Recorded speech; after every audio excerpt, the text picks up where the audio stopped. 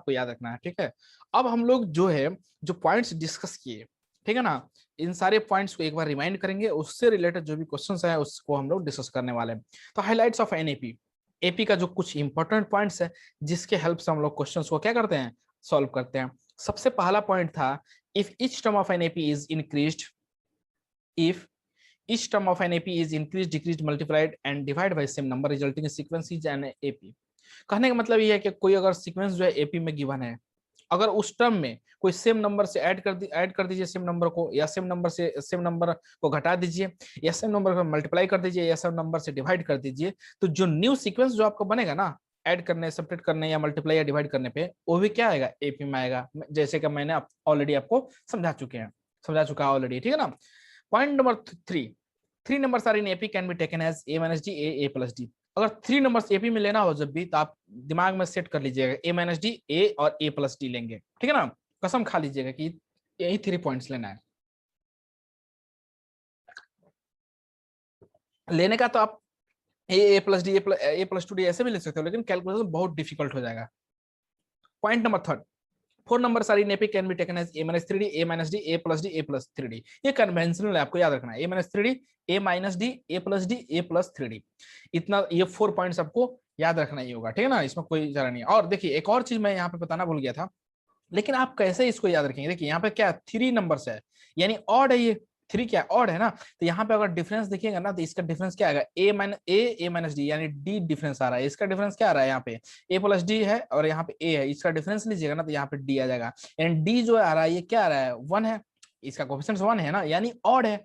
तो 3 जो है ऑड है, तो डिफरेंस क्या आना चाहिए, इन सारे टर्म्स को ऑड आना चाहिए। यहाँ पे देखिएगा 4 क्या इवन नंबर है, तो डिफरेंस जो आना चाहिए 4 आना चाहिए। देखिएगा a minus 3d, a minus D, इसका जब डिफरेंस लीजिएगा ना, तो यहाँ पे आ जाएगा 2d। यहाँ पे a प्लस डी है, यहाँ पे a माइनस डी, इसका जब डिफरेंस लीजिएगा तो यहाँ पे आ जाएगा 2d। a प्लस 3d है, यहाँ पे a प्लस डी, इसका डिफरेंस लीजिएगा तो यहाँ पे आ जाएगा 2d। यानी 4 नंबर्स लेना है, तो डिफरेंस जो होना चाहिए वो क्या होना चाहिए, इवन होना चाहिए। 4 क्या है, इवन नंबर है, तो डिफरेंस भी मींस इवन होना चाहिए 2d। अगर ये 3 है तो डिफरेंस d होना चाहिए, ठीक है ना। ऐसे ही सेम एज इट इज, अगर मानते हैं 5 नंबर्स गिवन हो तो क्या लिखेंगे, a minus 2d, a minus D, ठीक है, a plus D, sorry a और a प्लस डी और a प्लस 2d, यानी डिफरेंस जो है सेम होना चाहिए, ठीक है। आई होप आपको ये चीज समझ में आ गया होगा कि हम क्या कहना चाहते हैं, ऐसे आप याद रख सकते हो, और याद हो जाए तो आसानी है, अच्छा बात है। Point number 4, the sum of two terms of an AP is equidistant from the beginning and end is constant. कहने का मतलब ये है कि अगर एपी में गिवन है कोई सीरीज, ठीक है, और उसको क्या कीजिएगा, फर्स्ट टर्म को मींस बिगिनिंग से एंड आप जब से जोड़िएगा ना, तो क्या आएगा, हमेशा सेम आएगा। First term last term same, जो भी आएगा, सेकेंड टर्म और second last term, third term third last term, सब जोड़िएगा ना, सब सेम आएगा। यही तो है एपी का कंसेप्ट, ठीक है ना, एपी के अंदर। लेकिन next point, if ABC are in AP, अगर ए बी सी 3 नंबर्स अगर एपी में हो, तो हम लोग लिखेंगे 2 times of middle term equals to sum of first and last. Simple सी बात है, ठीक है ना।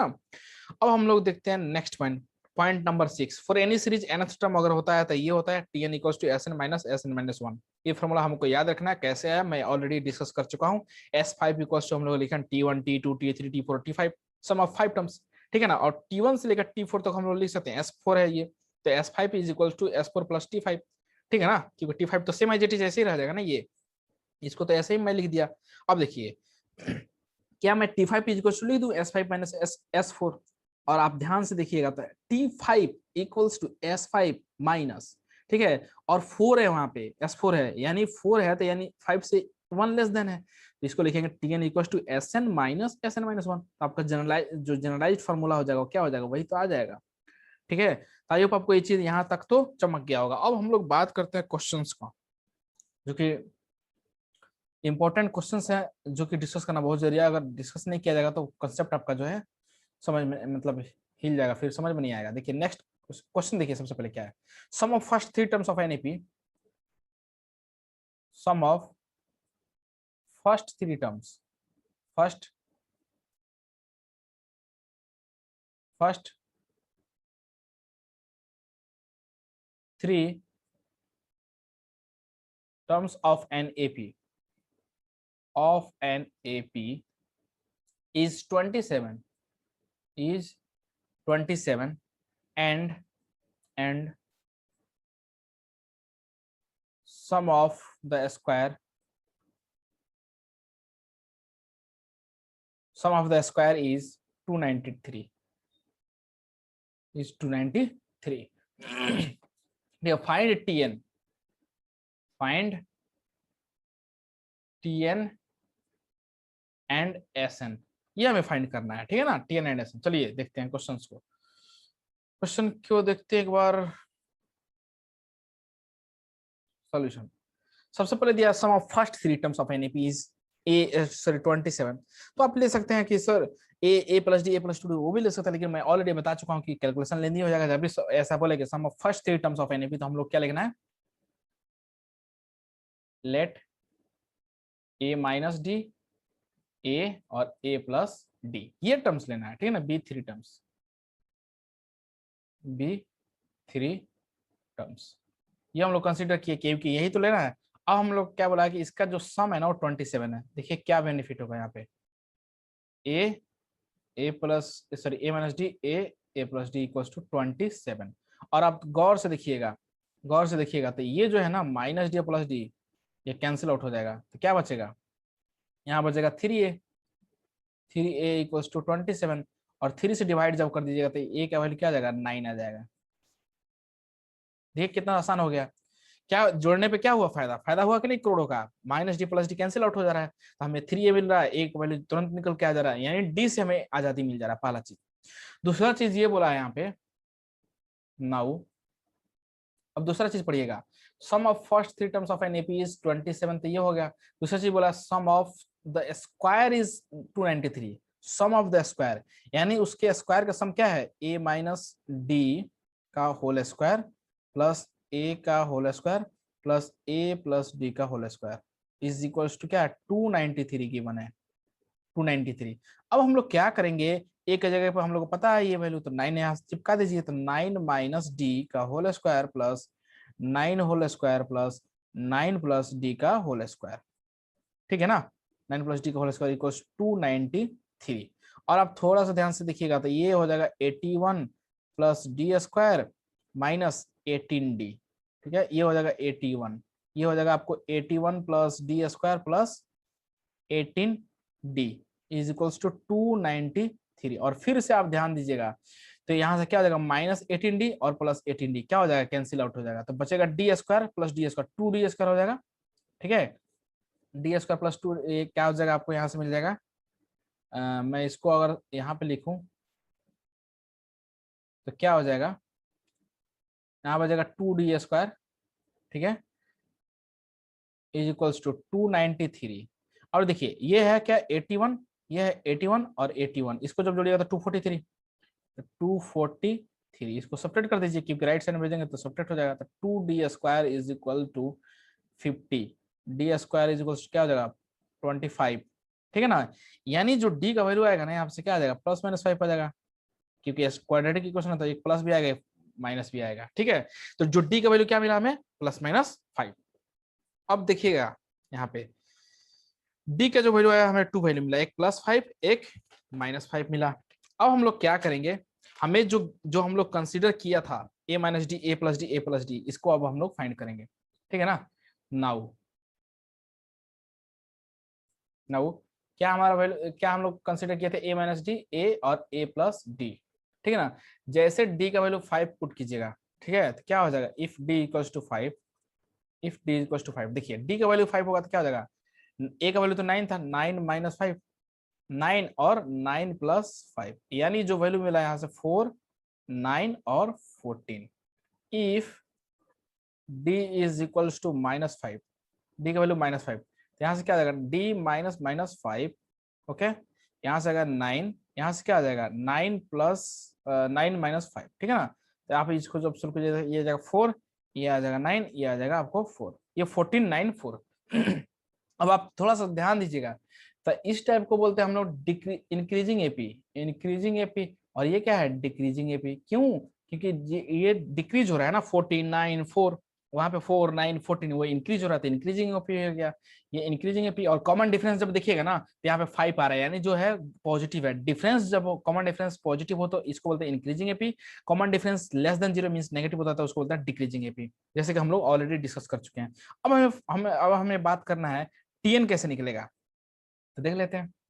टीएन निकालना है हमें, ठीक है। तो यहाँ पे पहले देख लेते हैं टीएन। टीएन इक्वल्स टू क्या होता है, TN equals to a plus n minus 1 into t, t n, ठीक है ना। ए क्या है 9 है, प्लस एन का वैल्यू तो पता नहीं है हमें, और डी का वैल्यू जो आया 5 मान लीजिए, यहाँ पे डी इक्वल्स टू 5 ले रहे हैं, ठीक है। तो ये आ जाएगा आपका यहाँ पे, यानी आपका आ जाएगा 4 प्लस 5 एन, ठीक है। टी एन का वैल्यू आ जाएगा, ठीक है। अब क्या करने वाले हैं, अगर डी जो है -5 लेंगे तो क्या आ जाएगा, तो टी एन का वैल्यू जो आ जाएगा 9 प्लस एन माइनस 1 इंटू -5। और जब आप इसको सॉल्व कीजिएगा ना तो यहाँ से आ जाएगा 14 माइनस 5 एन, ठीक है। ये हो जाएगा आपका टीएन का वैल्यू, टीएन का वैल्यू हो जाएगा 14 माइनस 5 एन, ठीक है। तो आई होप आपको एक चीज समझ में आ गया कि टीएन का वैल्यू क्या करना है, क्योंकि डी का जो है डिफरेंट डिफरेंट वैल्यू मिला था, एक पॉजिटिव एक नेगेटिव में, +5 -5, तो दोनों को वैल्यू को सब्स्टिट्यूट करेंगे यहाँ पे। अब हम लोग फाइंड करने जा रहे हैं एस एन। एस एन का फॉर्मूला सबसे पहले जानेंगे। तो एस एन इक्वल टू क्या होता है, n/2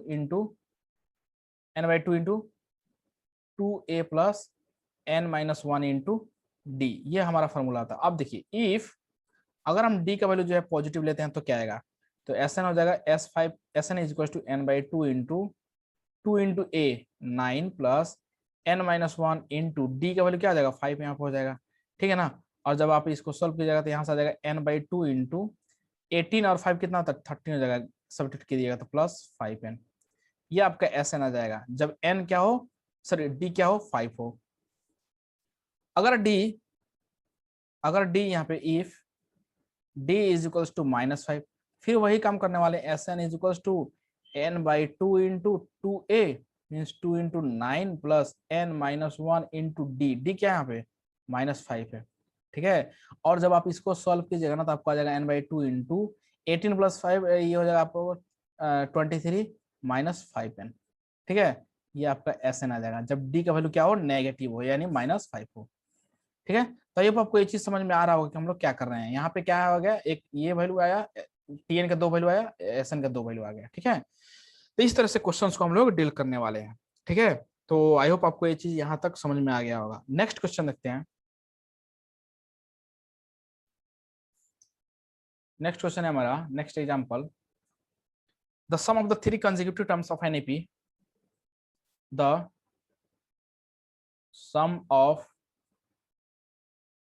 3 consecutive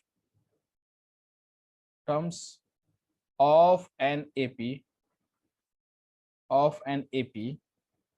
is of an increasing AP given है यहाँ पे, ये पॉइंट इंपॉर्टेंट है, ऑफ एन इंक्रीजिंग एपी, यानी अगर हमारे पास 2 वैल्यू आया, एक इंक्रीजिंग या डिक्रीजिंग, तो हम लोग इंक्रीजिंग लेंगे, ठीक है ना।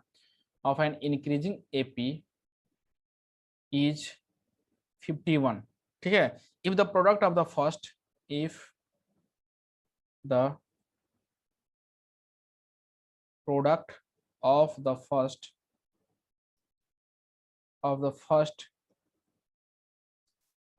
and third terms, first and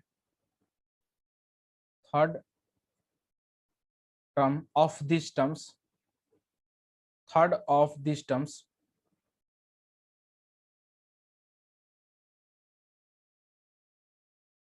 third of these terms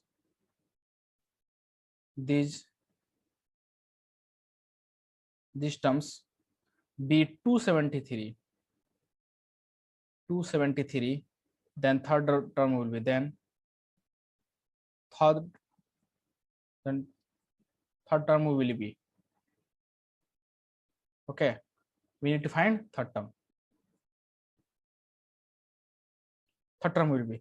यहाँ पे ऑप्शन गिवन है, फर्स्ट ऑप्शन जो है ए 13, ऑप्शन बी जो गिवन है 17, ऑप्शन सी जो गिवन है 21 एंड ऑप्शन डी जो गिवन है 9। ठीक है ना, तो चलिए फिर से हम लोग क्या करने वाले, सेम काम करने वाले हैं यहाँ पे। देखिए सबसे पहला चीज क्या है, sum of three consecutive terms of an AP increasing AP is 51। तो हम लोग फिर से वही कंसिडर करेंगे क्या, a minus D, a minus D, ए और ए plus d, be three terms, three terms of AP. ठीक है ना। अब देखिए क्या बोला, sum of this three terms is